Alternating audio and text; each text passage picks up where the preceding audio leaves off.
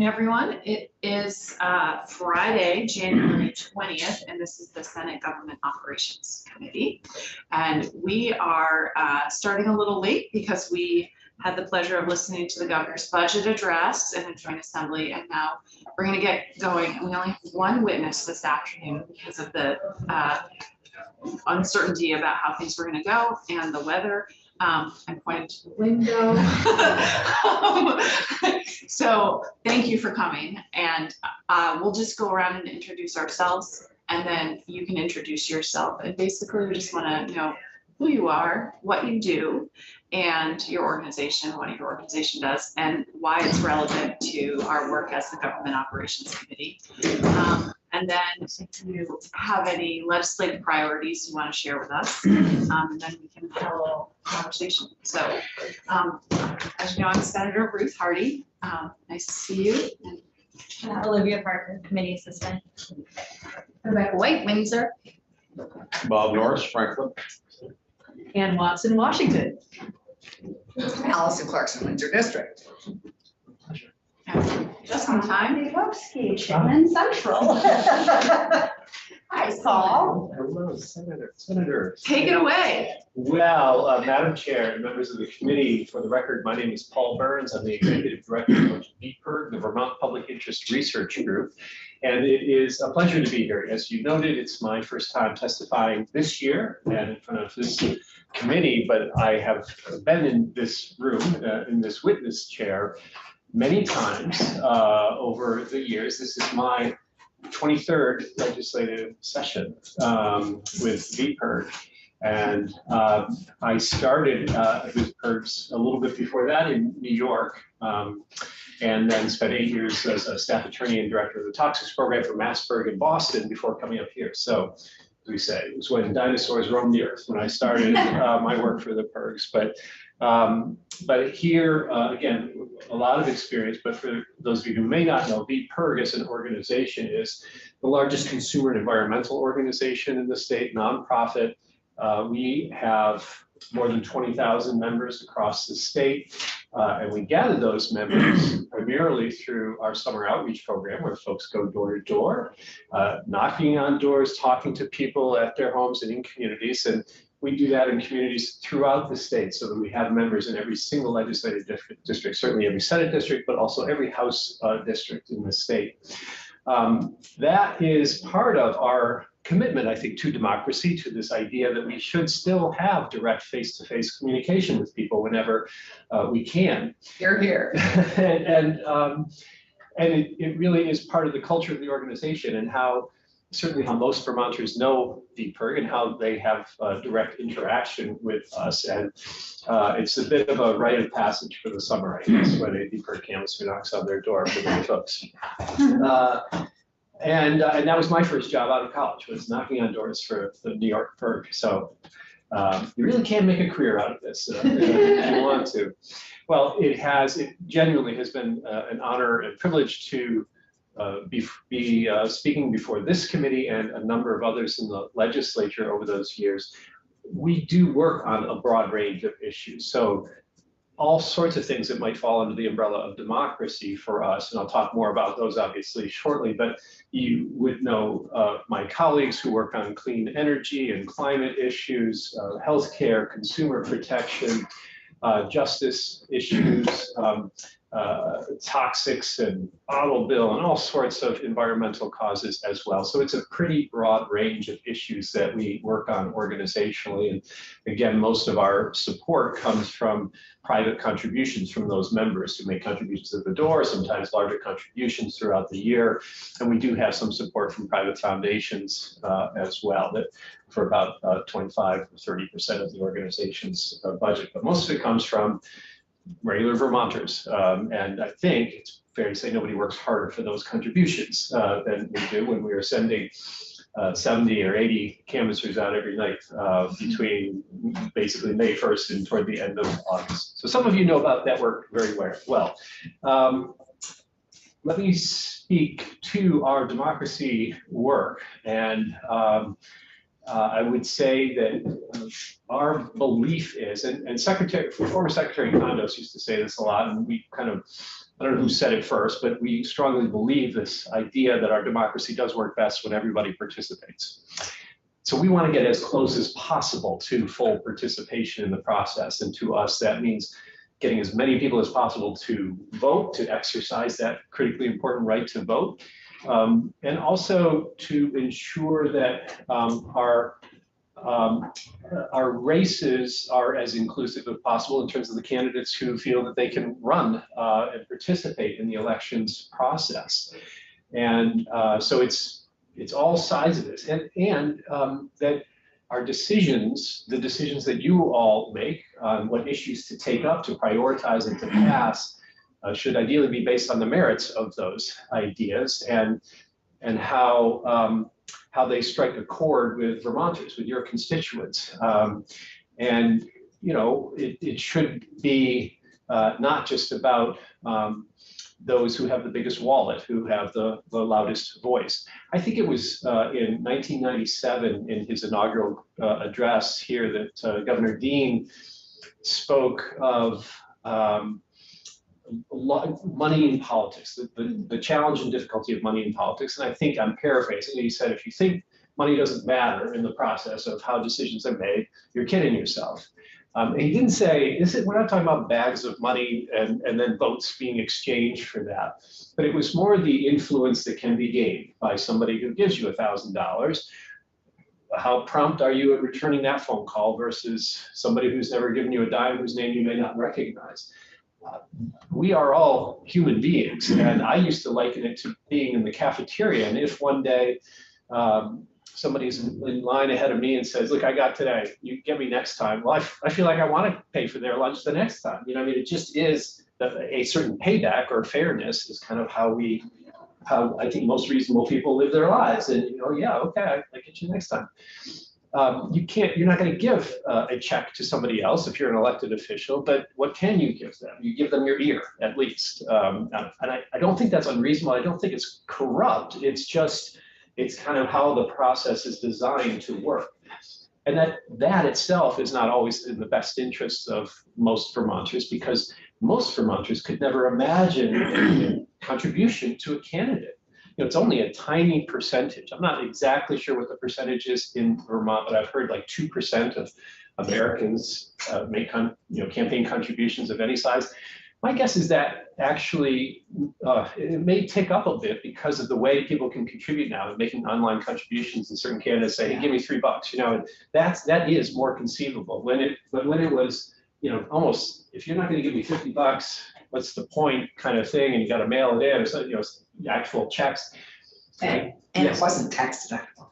No, absolutely not tax deductible. And so, but you know, a lot of the people who are lower income folks are not necessarily thinking about the tax deduction either, but what they're thinking about is the cost of eggs, or you know, the cost of heat, or the cost of college and childcare, and you know, all the other issues that you all are grappling with, much higher on the priority list than making a campaign contribution, even to somebody that they basically agree with. It's like a foreign concept to most people.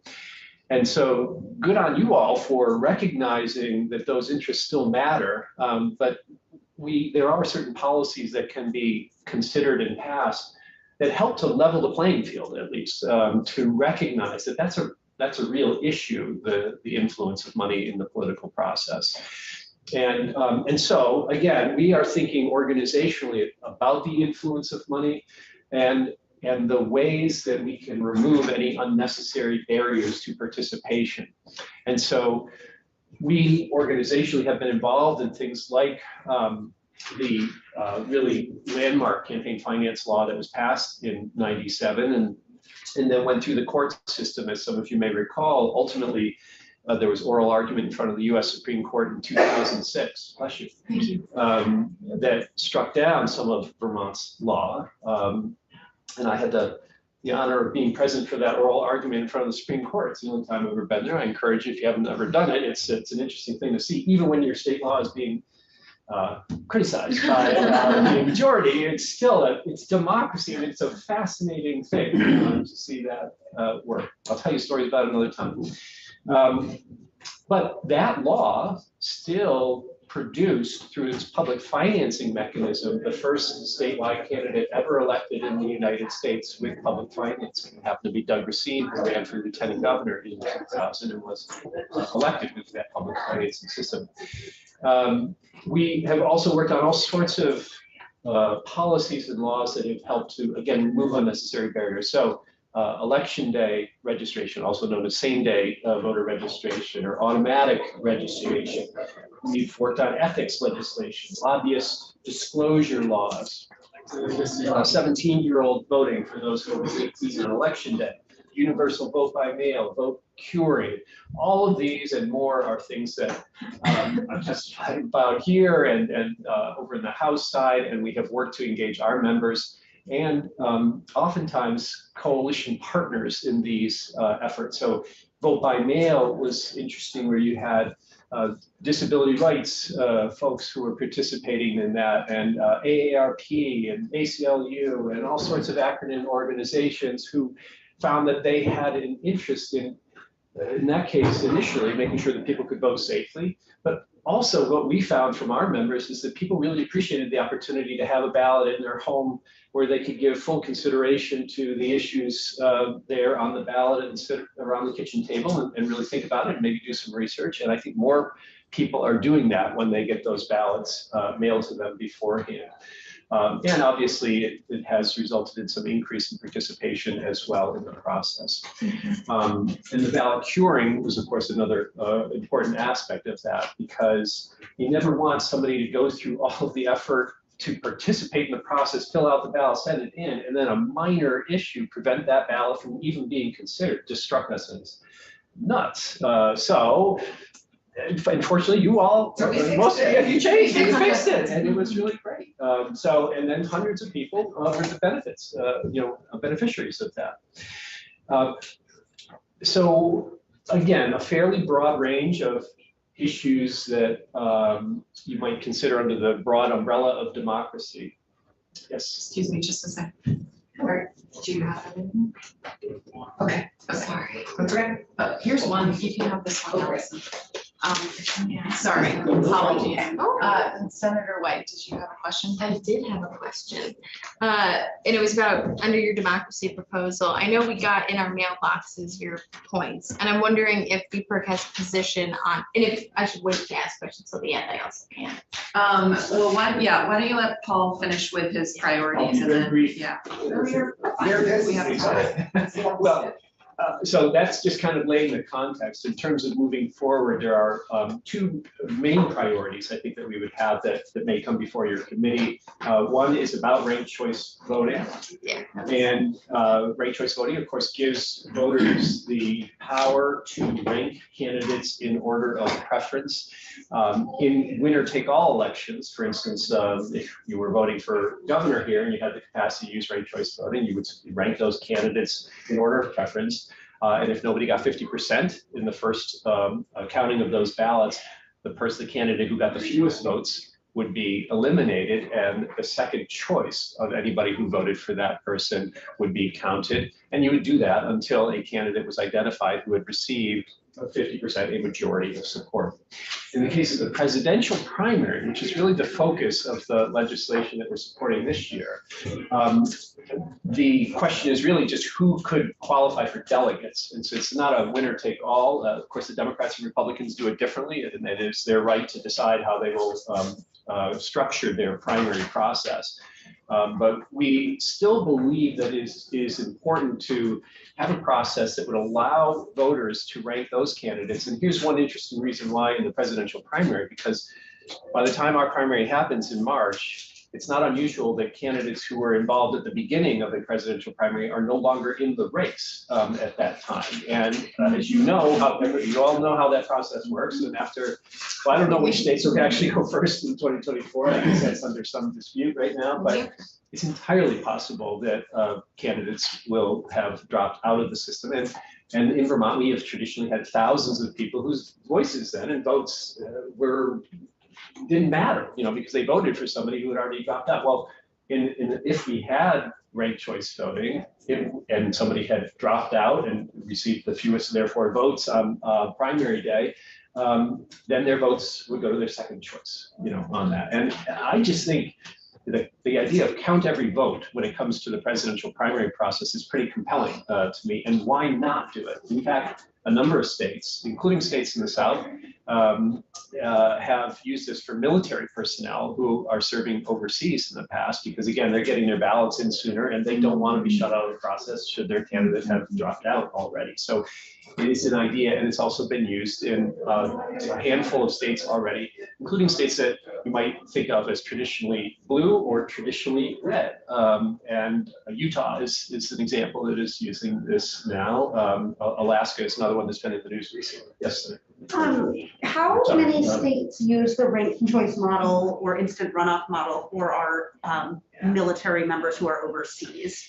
I'd be happy to get you that answer. I think it is on the order of a half a dozen states that are doing that now, but my colleague Sam McGinty, who's probably watching this now, will be sending me a message, or we will get you.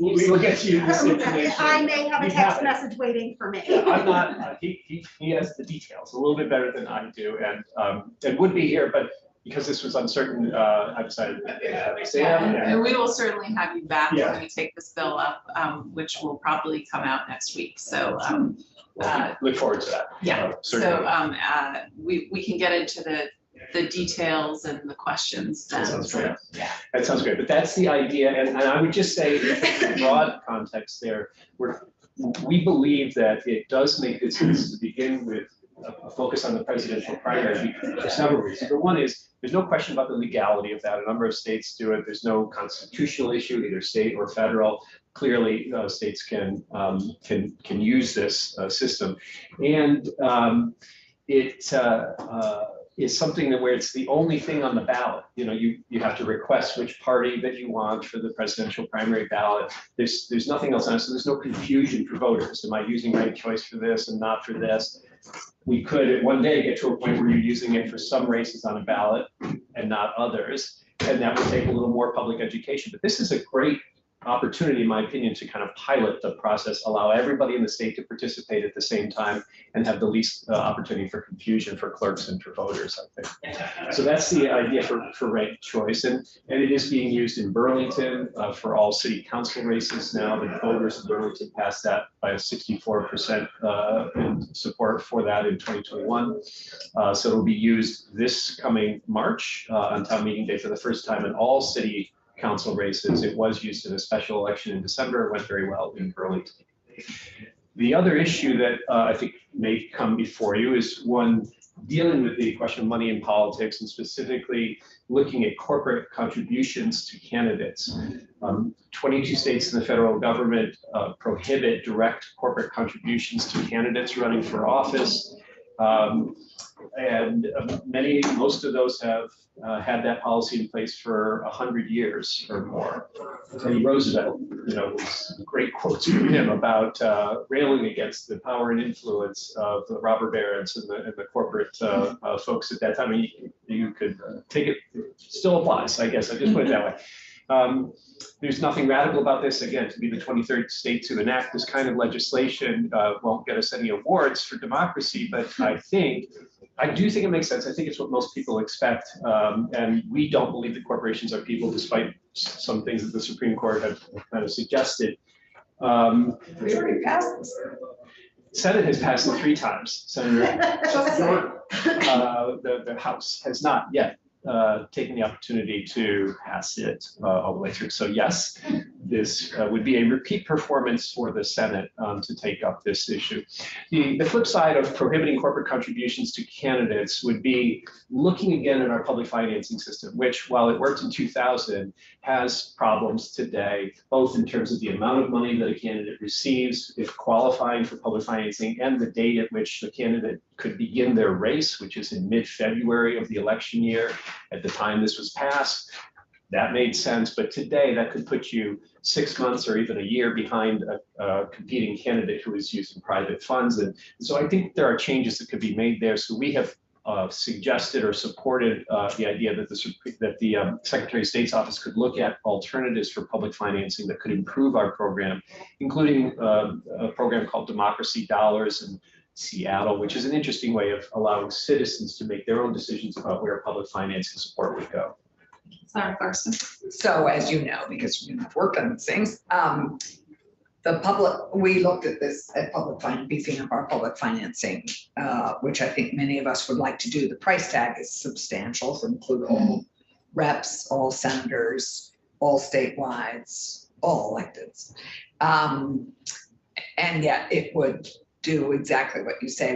There are a bunch of other things we need to do. Where is the Secretary of State? Well, we now have a transition at the Secretary of State. Have they moved on that at all? Are they ready for a recommendation to us? They know this is the year we have to do it if we're going to look at it. With respect to public financing? Yeah.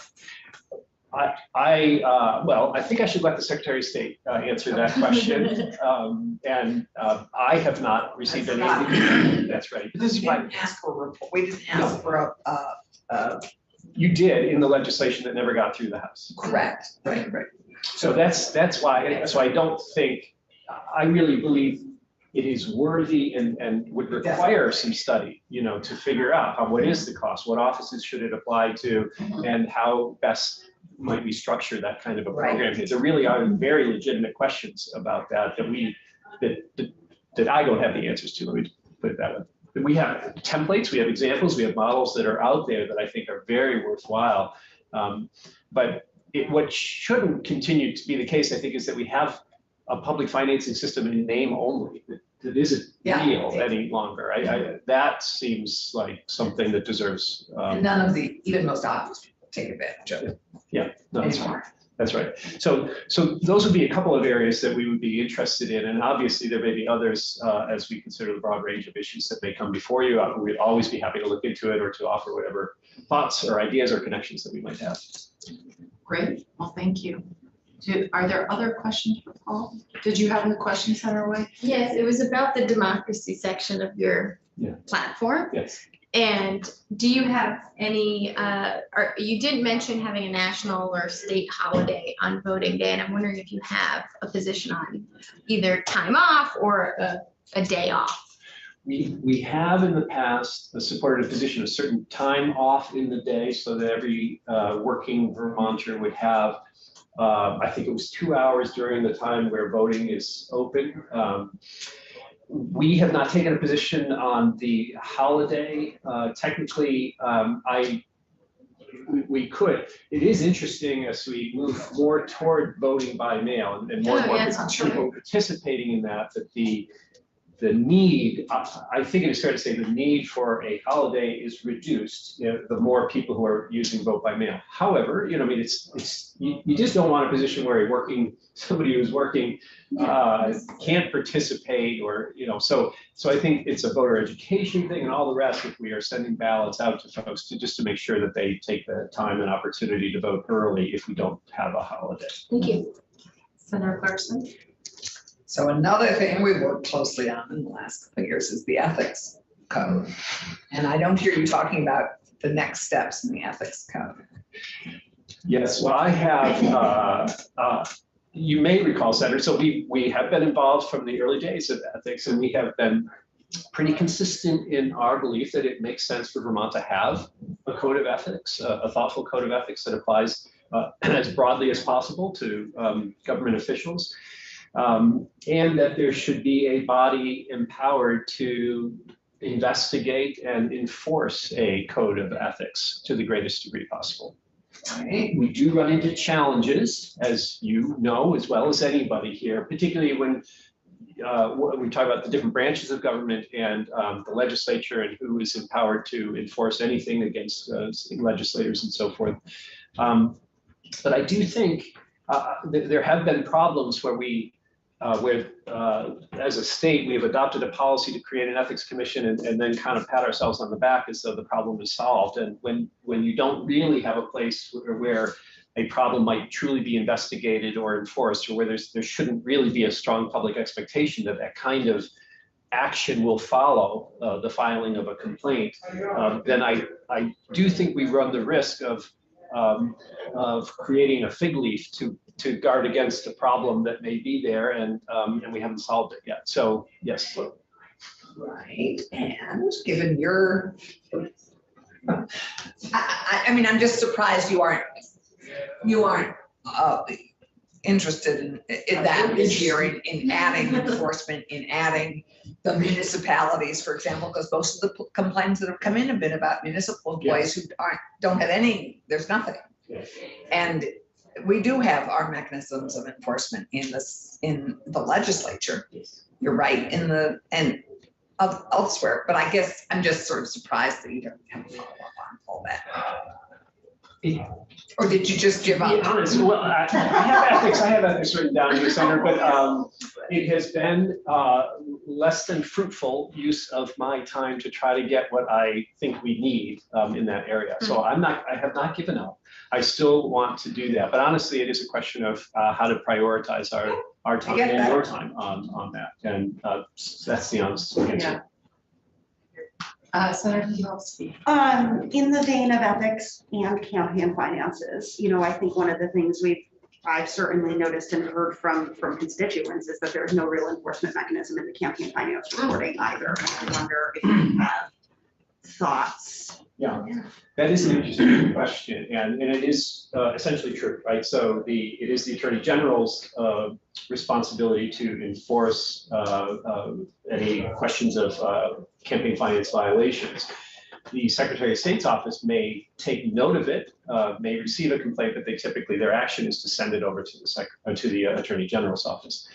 And the Attorney General's office does not have all the resources in the world, and so they too make decisions of, they have a prioritization process there, and it doesn't generally include action against somebody for a de minimis violation or a violation that would result in essentially in a very small fine.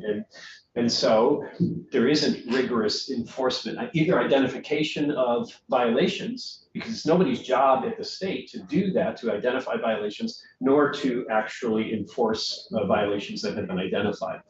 I'm not sure that's fully true. I mean, the Elections Division, it's the responsibility of the Elections Commission for, I'm not sure enforcement, but certainly to identify the people who are complying and not complying, and we, other than shaming them publicly, which people seem to have tried to do and hasn't worked.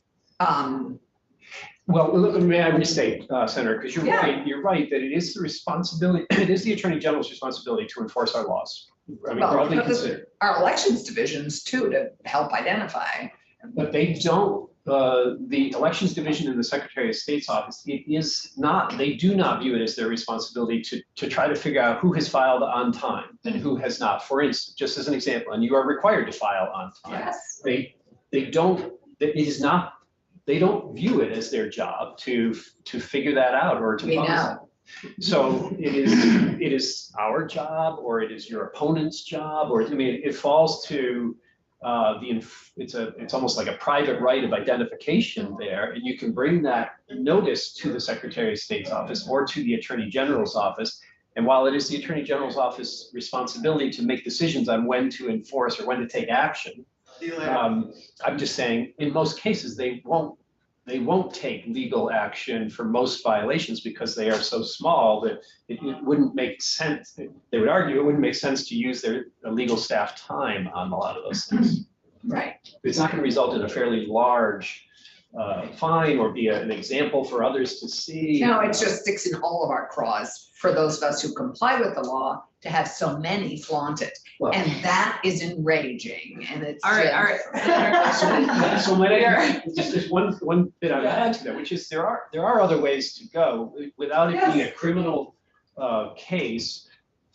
You could, and I have suggested this before, look to empowering the Secretary of State's office to put administrative fines or fines or penalties that are not criminal cases. You're not going to go to court over this. But if I, as a lobbyist, don't file on time, I do get a notice from the Secretary of State's office, and we have to pay that fine. The same doesn't apply to, with all due respect, you all.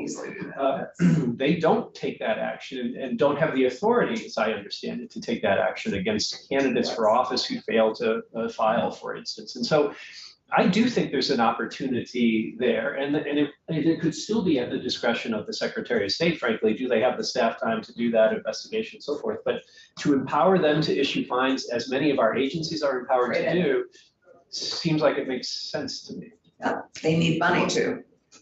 Well, we clearly will have you back to debate some of these issues and discuss some of these issues with us. Are there other questions now? And it doesn't have to be about this, it can be about something else that was mentioned. Senator Watson. Just looking forward to talking about these issues. Well, excellent, Paul. Thank you so much for coming over here on a snowy day, and be safe and have a good